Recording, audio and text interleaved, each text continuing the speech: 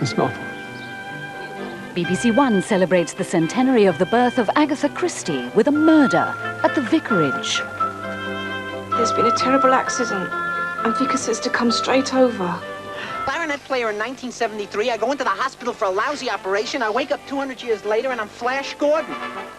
And these are programmes for Friday evening, here on One. On 2 at the moment, the cricket continues. They're watching live coverage from Edgbaston of the third test between England and New Zealand. Here on BBC One, we're destined for foul play in a few minutes among the dirty tricksters in Dallas. First, over to the newsroom to join Lynette Lithgow.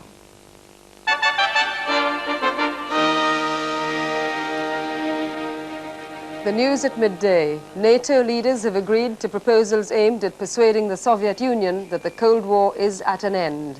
NATO is offering Moscow and its Warsaw Pact allies a declaration of peace. NATO's new strategy is mapped out in a communiqué endorsed by all 16 nations.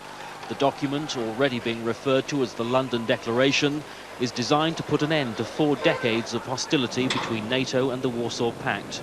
Mrs Thatcher was said to be very pleased with the communiqué, and the Canadian Prime Minister said it would help create stability in Europe. It fundamentally redefines the alliance, more as a political instrument with a new vocation, a new international vocation. And I think it's something that gives a great deal of reassurance for the Soviet Union. And it was a point emphasised by NATO's Secretary-General at a news conference a few minutes ago. Our declaration sends a powerful signal to the Soviet Union and to all the states of Europe. We are building a new Europe. And in a gesture to Moscow, Mr Gorbachev is being invited to visit NATO headquarters in Brussels. The head of the anti-terrorist squad has visited the scene of this morning's explosion in central London. A small bomb went off in the Strand. No one was injured.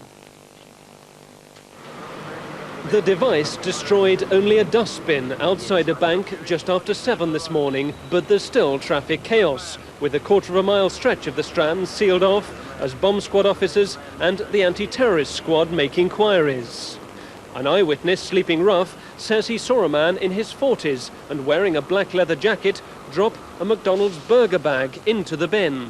He's dropped the thing in and he's gone, and like a couple of minutes later, boss, the bin's just exploded and like it's gone all over the sidewalk, you know. In South Africa, at least 20 people have been injured in a bomb explosion at a Johannesburg bus terminal used by black people. It's the latest in a series of attacks which have been blamed on right-wing extremists. Eyewitnesses said there was an extremely loud bang, rocks and shards of glass were flying in the air and people were crying and screaming. One woman said people were running towards her with shredded clothing. Another bystander said there was blood everywhere. A short while ago, several minibus taxis and cars with blown-out windows were still slewed across the road, abandoned by their occupants as the bomb went off. Although the police are being cautious about the claims of responsibility that have been made, all the signs are that Johannesburg is going through a bout of ultra-right urban violence, supposedly in response to the political reforms of President de Klerk. That's the news for the moment. The next news is the 1 o'clock news. Good afternoon to you. The rain clouds are building over Ireland, but before that there's a good deal of bright weather to be had for many central and eastern areas with some sunshine. But those rain clouds are certainly bringing rain to Ireland, some very heavy bursts of rain.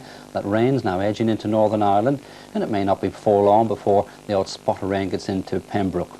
But for much of the country, apart from in the Northern Isles where they'll have 1 or 2 showers for a while, it's a good deal of bright and sunny weather, with that rain eventually spreading into all of Northern Ireland, southwest Scotland, northwest England, West Wales and the southwest, with the brightness and sunshine being pushed away eastwards and northeastwards. Top temperature today around about 19 or 20.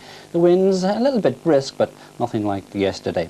Overnight, most places will have some rain, and then tomorrow a fairly dull day. There'll be coastal fog, especially in the southwest.